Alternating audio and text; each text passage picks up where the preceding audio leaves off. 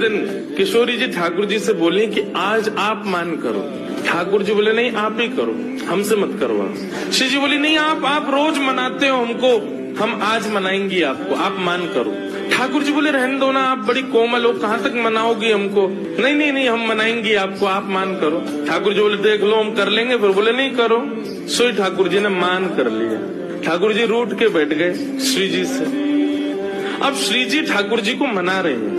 कभी ठाकुर जी की मनपसंद वस्तु बना के लावे, कभी ठाकुर जी का मनपसंद राग गा के सुनावे, कभी ठाकुर जी को नृत्य करके दिखावे, कभी ठाकुर जी के सामने उनका मनपसंद श्रृंगार करके आवे। सब प्रकार से श्री जी ने मनाने का प्रयास किया, लेकिन ठाकुर जी नहीं माने। और मान लीला का ये नियम है कि सूर्यास्त तक मना सको तो मना लो, सूर्यास्त के बाद मान खत्म हो जाएगा। यदि मान में मना लिया तो मनाने वाला जीत जाएगा, और यदि मान सूर्यास्त तक नहीं मना पाए तो इसने मान किया वो जीत जाएगा। कैसा प्रेम है। सूर्यास्त हो गया महाराज, सूर्यास्त होके श्री जी आके बगल में बैठ गए, बोले ठीक है हम हार गए, अब मान छोड़ दो। लेकिन ठाकुर जी बिना कुछ बोले मान में ही चले गए। श्री जी बोली ये नियम नहीं है, सूर्यास्त के बाद मान खत्म करना होता है, आप तो मान में ही जा रहे हो। ठाकुर जी कुछ नहीं बोले, चले गए नंद भवन।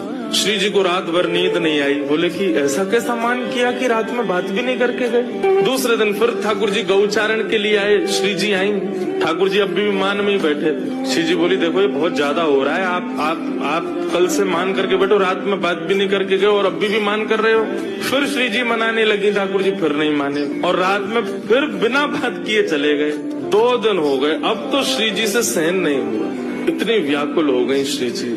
कल तीसरा दिन है, कल अंतिम प्रयास करूंगी, यदि नहीं माने तो मैं यमुना जी में जल समाधि ले लूंगी।